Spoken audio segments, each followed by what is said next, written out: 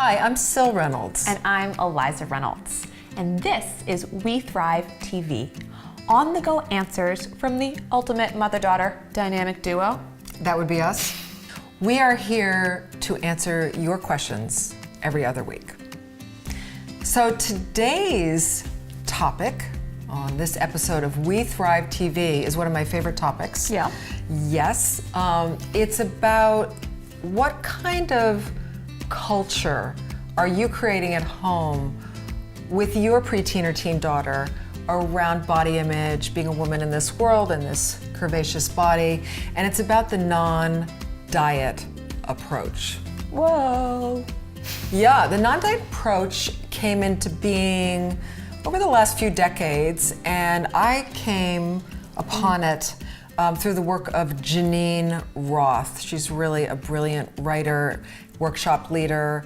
I love her approach to intuitive eating, which is really what the non-diet approach is about, because diets don't work. They may work as a way to losing weight temporarily, but they don't work as a sustained kind of lifestyle with food, where you can over time just learn to eat in a balanced way and an intuitive way.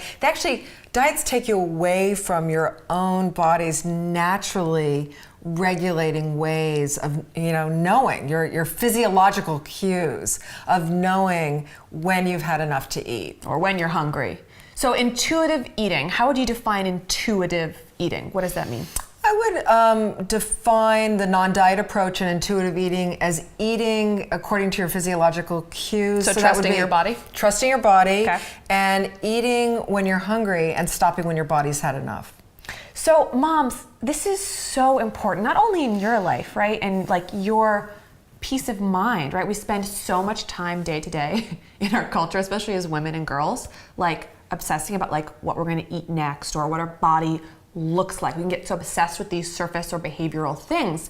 And it's such a brain drain, specifically when it comes to teenage girls. It's like, you imagine. And women. Well, and women, but I'm diving in here about my passion for teenage girls, which is that, just imagine all of the countless like minutes and hours that are spent every day obsessing about food and body that could be spent on so many other things, like doing beautiful work in the world or connecting with people you love.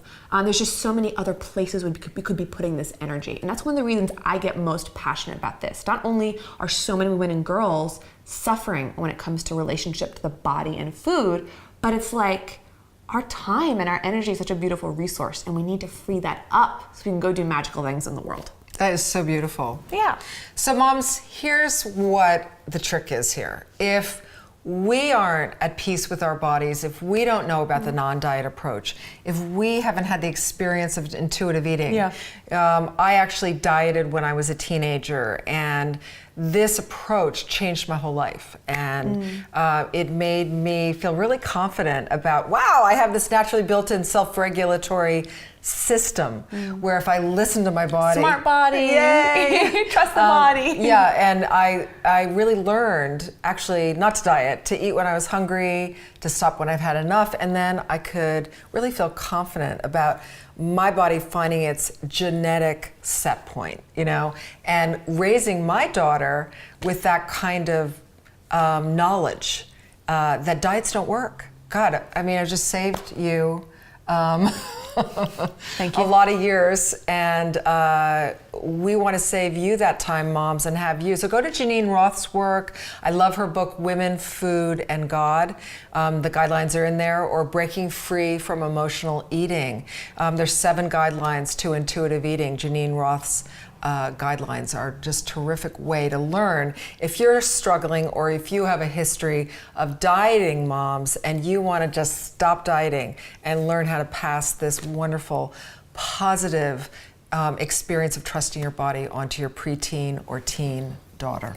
Yeah, because I think the goal at the end of the day is to lay down our war against ourselves, our war against our own bodies. And sure. it's become so normal that we are fighting ourselves or making ourselves wrong, our bodies wrong, and we're not trusting that actually our body wants to find balance. And when we trust our bodies and we listen to our natural cues, that's actually when we're gonna get the most healthy.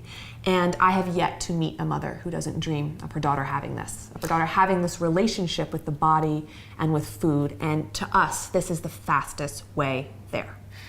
So moms, I know that there's influence at school, there's influence from the culture. I don't want to put a lot of pressure on you, but it's actually good news that you're going to be the most important influence around your daughter's attitude about food, learning about, a balanced approach, the non-diet approach, learning all these amazing things and watching you have that kind of confidence.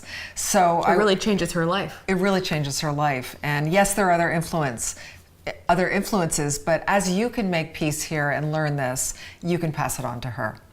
And statistically, the research actually shows it, that though you can't stop perhaps your daughter's exposure to the media, to magazines, to TV, airbrushing, to what's talked about even in her friend circles. Impossible body images. Right? The one thing that is consistent is that a mother can act in as a built-in protection system.